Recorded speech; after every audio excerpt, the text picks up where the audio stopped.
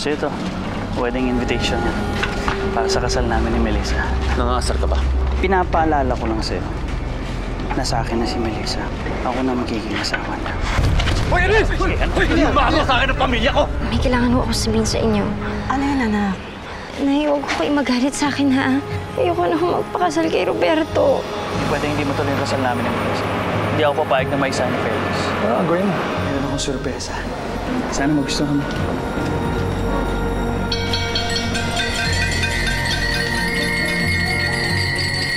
Ito na ang kasal natin, Melissa. Nandito na rin si Judge. Pumipitaw pa yung mga malalapit kong mga kamag-anak. Pati hindi mo kusin doon, nandito rin. Para masaksiyan ang pag-iisang dibdib natin. Busita. Matagal na hindi bumibisita si Kenneth. Hindi na ko nabigyan niya sulat kay Melissa. I think so. Sana nabasa ni Melissa. Sana hindi siya pumayag. Ngayon kasi yung kasalan nila ng Roberto eh.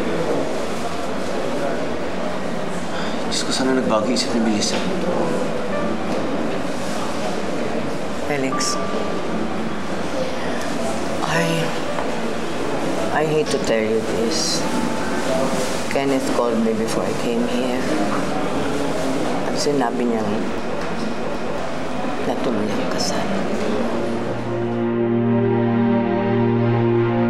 Can we start the wedding now? Opo, Judge. Halika, Melissa. Melissa, bakit? Something wrong? Hindi pa ako handa, Roberto.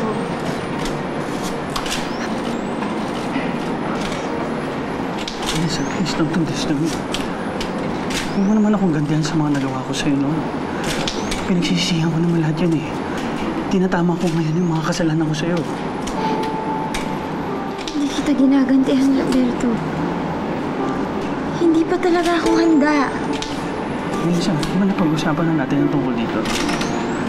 Bakit umaatras ka na ngayon? Hindi mo na ba ako mahal? She wants you out of her life. Kalimutan mo na siya. Kinalimutan ka niya, pues ganun din ang gawin mo. Hayaan mo siya sa kabit niyang si Roberto. Okay?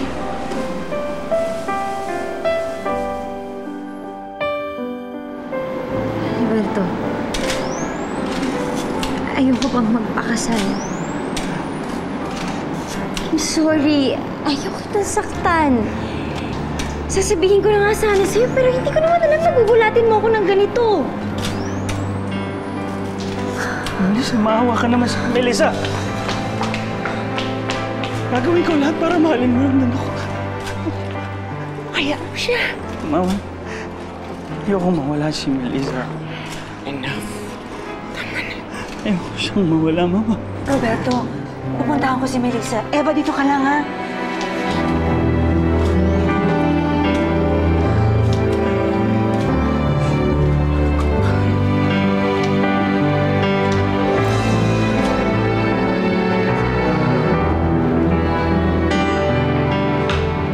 Melissa, sandali! Sandali, anak!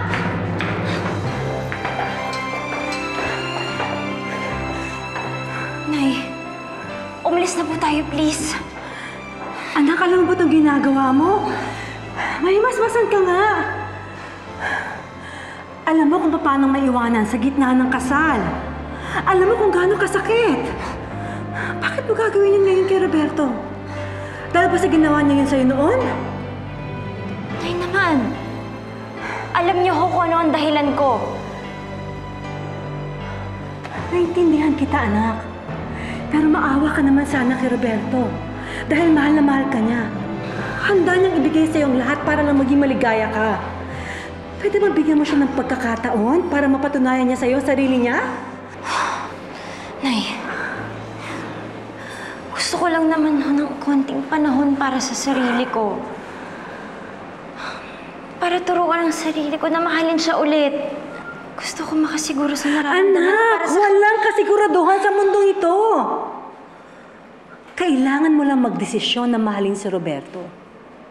At ito na yung tamang araw para sa desisyon na yun.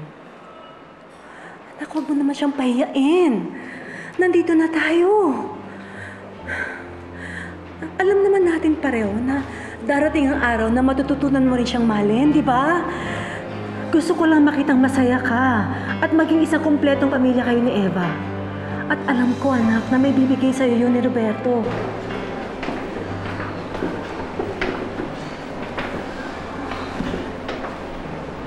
Melissa, pakasalan mo na ako. Melissa, mahal na mahal kita.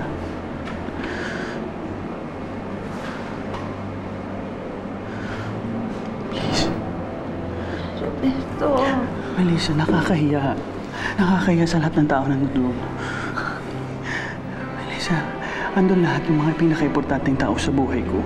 Kahit nga si Senador nandun na. Masisira ang buhay ko, pati ang karir ko kapag hindi natuloy ang kasal natin. Kaya please, nakikiusap ako. Melissa, mahal na mahal kita. Please.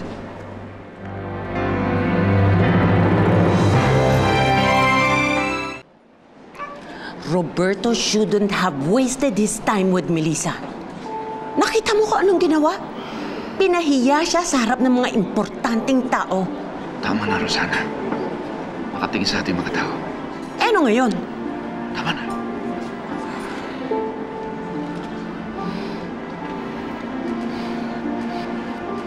Ay, such a waste of time. Bakit ba ako nagpunta dito?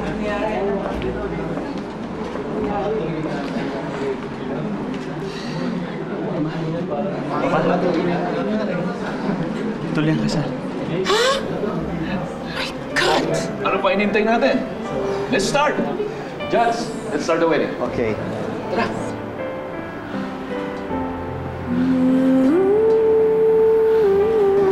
Ikaw, Roberto Sebastian, tinatanggap mo ba si Melissa Santiago bilang iyong kabiyak at lehitimong asawa na ayon sa ating batas? Opo, tinatanggap ko po.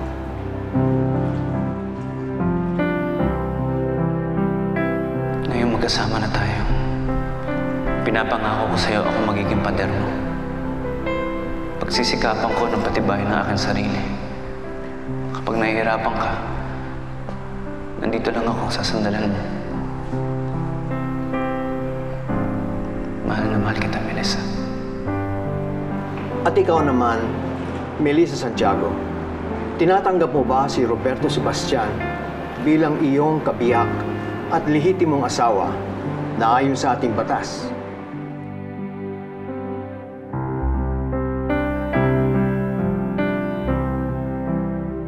Rosita, nangako siya sa akin na ibibigay niya sa akin ang buhay niya, na hindi siya bibitiw. Bakit ngayon bigla niya akong iwan sa gitna ng pagsubok sa relasyon namin? Felix, kalimutan mo na ang pangako niyo sa isa't isa nung ikasal kayo. Wala na yun. Sirang-sira na yun. Melissa belongs to another man. Pero Rosita, ako pa rin ang mahal niya, hindi si Roberto. Bali wala lang ang pagpapakasal niya kung alam pa rin niya sa sarili niya na ako ang taong mahal niya.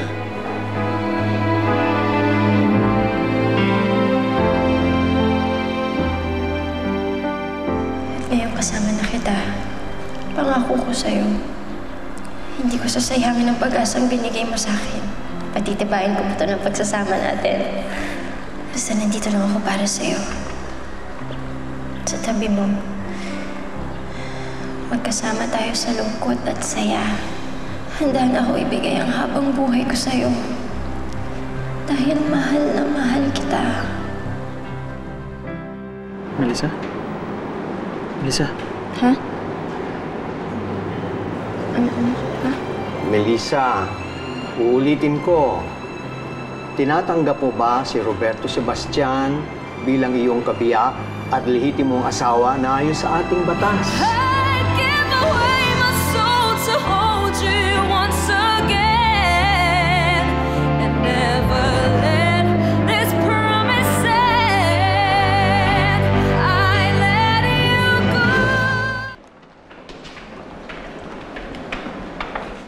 Pumunta ka dito para lang silipin ang kasal ng ex mo. Masakit ka ba? Bagong-bago yung ginawa mo, ah. Dati-rati, kulang na lang patayin mo si Melissa sa tuwing susugod ka sa kanya. May iba akong plano, Sheila. Hinayaan ko silang makasal ni Roberto para makita ni Melissa na halimaw pala ang lalaking pinakasalan niya. Sooner or later, sasaktan din siya ni Roberto, gaya ng ginagawa niya sa akin. Mukhang imposible na niyang gawin yun. Mahal ni Roberto si Melissa. Yun. Yung pagmamahal na yun ang pagdudusahan ni Melissa. Iba na ang sitwasyon ngayon. Insecure si Roberto kay Felix. Hindi niya maiaalis kay Melissa na malaking parte si Felix ng buhay ng babae niya. May point ka doon. Sorry na lang kay Melissa. Hindi niya alam na may kasamang impyerno ang pagpapakasal niya kay Roberto. Anak, kailangan mo lang magdesisyon na mahalin si Roberto. At ito na yung tamang araw sa desisyon na yon. Nandito na kayo. Pakasalan mo na si Roberto dahil alam naman natin parehong darating ang araw na mamahalin mo din siya.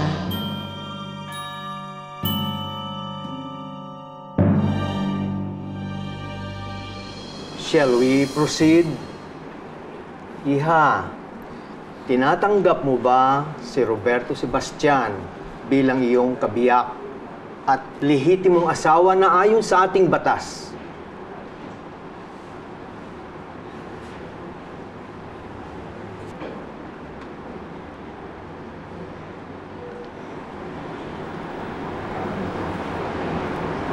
Opo. Kung gayon, dahil sa kapangyarihang ibinigay sa akin ng ating saligang batas, kayo, ikaw Roberto at Melissa, ay kikilalaning ganap ng mag-asawa. Congratulations! You may now kiss your bride.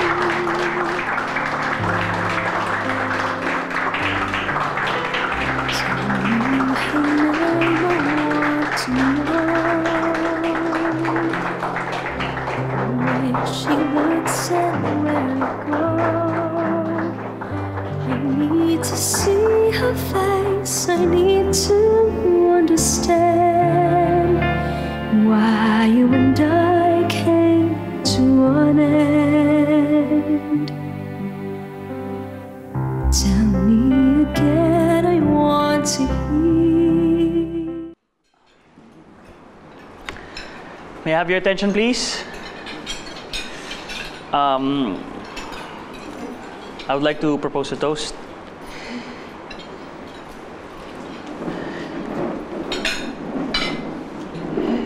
This is for Melissa and I, and to the road that's ahead of us. Kung tutusin, hindi ko inaasahan na abot pa tayo sa ganito. Dahil akala ko, iiwanan ako ni Melissa. Pero mabait pala ang Diyos. Maswerte pa rin ako dahil kami pa rin nagkatuloy ng pinakamamahal kong babae. Kahit nalis sa mga landas namin noon, kami pa rin ang nakataghanang magsama at magmahalan. This is for you, Melissa. To my wife, my true love, my soulmate. I love you very much. Cheers.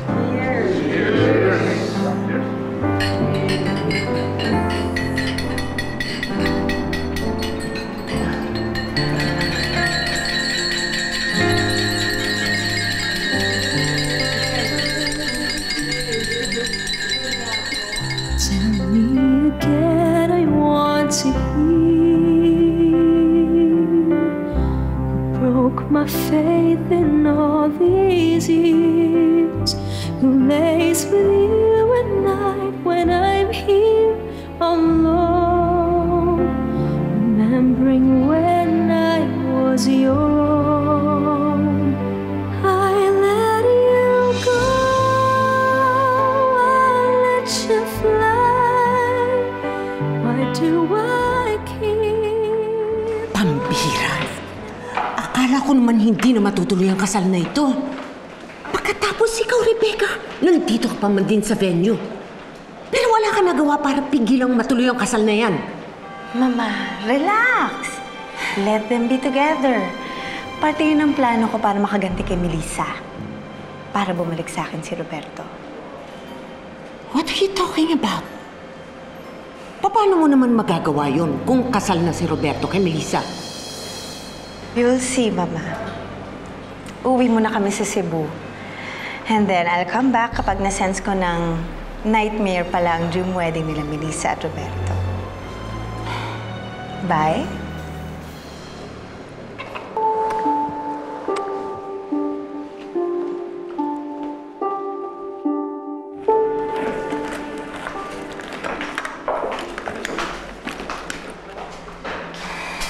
Alam mo, Melissa, mabuti na lang napakiusapan ka ng nanay mo kanina.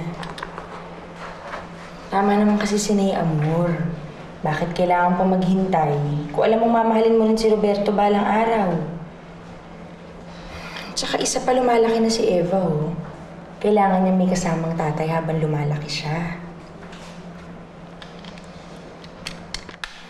Alam ko may feelings ka pa rin para kay Felix. Pero kailangan mo na rin magdesisyon tungkol sa feelings mo na yan. Tanggalin mo na siya sa puso mo at mag-move on ka na. May asawa ka na. Alam ko naman yun, Ami, eh.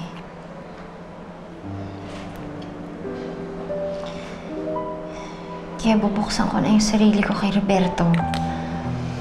Simulan ko.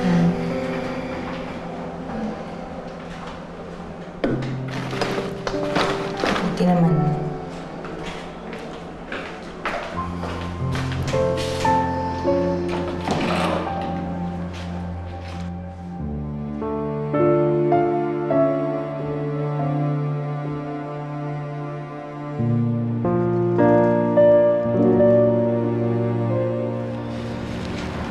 Galing kay Felix. Maya mo na basahin, ha? Sige. Una na ako. Ano sabihin, babasahin mo pa to, ha? Halika na, pumasok ka tayo sa loob. Bumalik pa yung pakto niya. Halika na. Melissa, halika na. Baka hinahanap na nila tayo doon.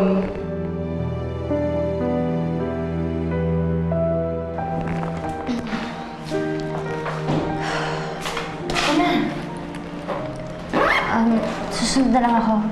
Muna ka na. Sige.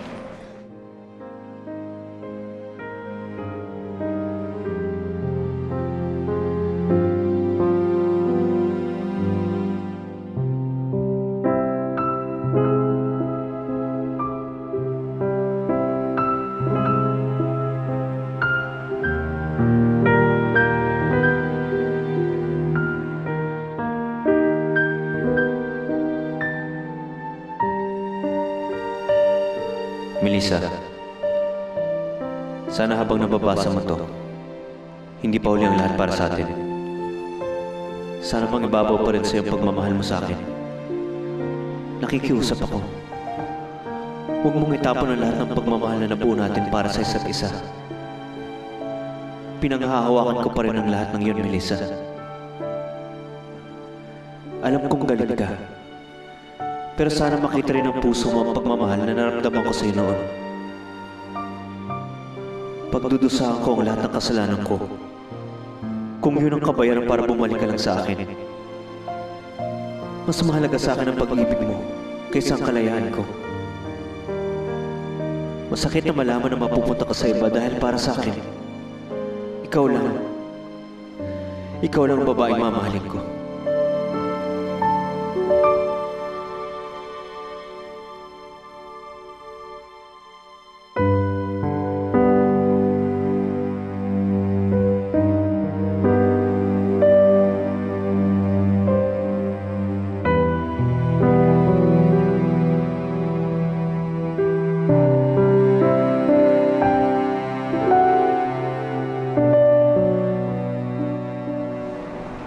Huli na lahat, Felix.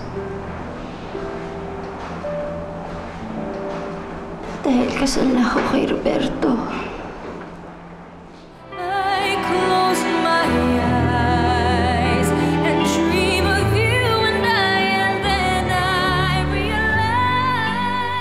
Astro, yung nakakalat sa visitor area.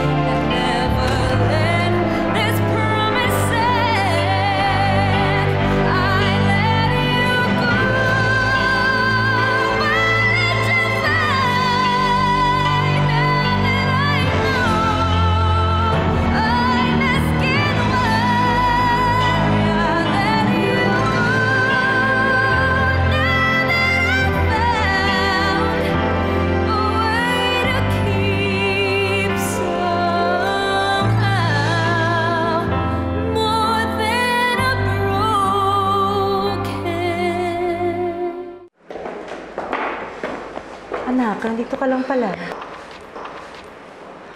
Bakit ka ba nagmumukmuk dito? Ba't hindi mo nalang i-entertain yung mga bisita nyo? Nay, ano po sasabihin ko sa kanila? Na masaya ako dahil napaskubo ko sa kasalang to? Na napilitan lang ako pakasalan si Roberto dahil ayoko mapahiya siya? Di ba anak, na pag-usapan na natin yan? Oo nga, Nay. Dahil nasa kahihiyan ni Roberto.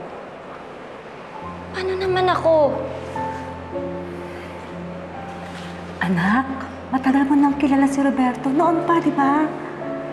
Kaya alam mo na hindi pagkakamali ang pakasalan siya. Dahil isa siyang mabuting tao. Sige na, i-entertain mo na yung mga bisita. At isipin mo na lang na isang buong pamilya na kayo ngayon. At ikaw na ang asawa ni Roberto. Siya na ang lalaking pakamamahalin mo habang buhay. Ha?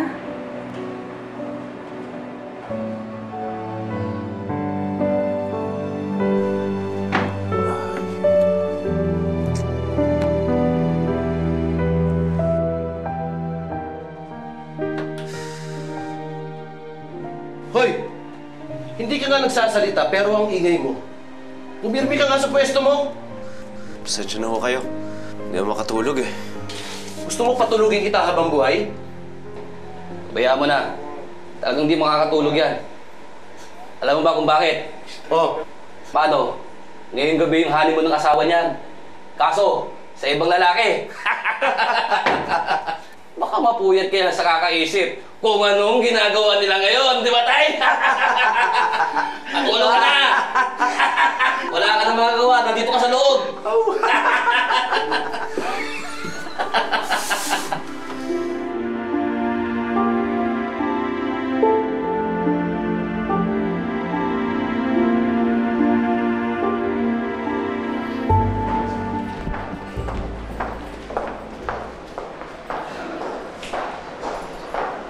Kilala kita.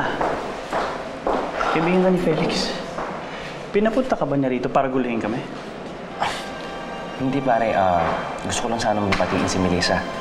May gusto ka rin kay Melissa? Magkasama na kami ngayon. Pare, hindi. Listen, wala akong gusto sa asawa mo. Pumunta lang ako dito para batiin siya. Huwag na huwag kang magpapakita ni Melissa, ha? Ano ba problema mo? Hinaano ba kita? Matapang ka? Pare. Pare, tama na yan. Hindi ka na pare, hindi ka na sa loob. Tama na yan.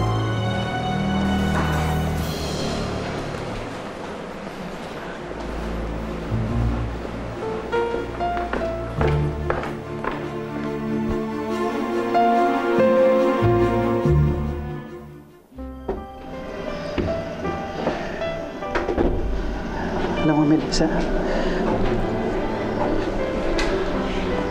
gustong-gusto ko ipadama ang pagmamahal ko sa'yo. Kung papayagan mo ko. Hindi man naman kailangan magpaalam eh. Kasi mag-asawa na tayo.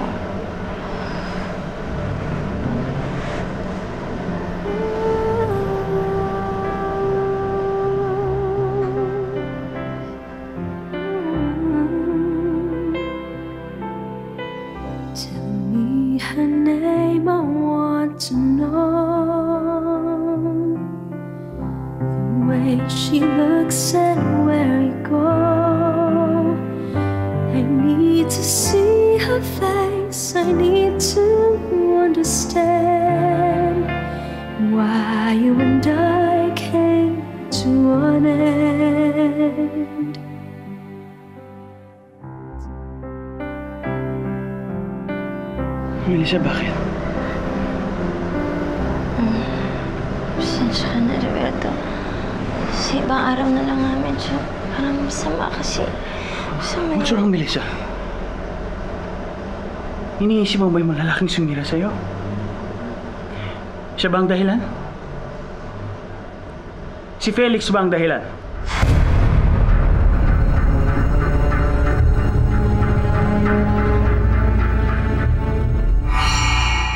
Kahit na may pagkukulang pa yung Roberto sa kanya, Felix, ang importante, dapat masaya siya. Sa tingin mo ba masaya si Melissa kay Roberto? Alam ko naman na concern ka sa kanya. Hinay-hinay lang pag pinagsasabihan mo siya. So, anong gusto mo? Konsintihin ko na lang yung bata? Ewan ko sa'yo, Melissa! Roberto! Puro na lang si Eva! Si Eva! Si Eva! Bakit niya po sinira yung mga gawa ko? Dapat sa'yo turuan ng leksyon. Pakilamera ka kasi. Ano, ha? Mangingialam ka pa ng gamit ng iba? Ha? Ano?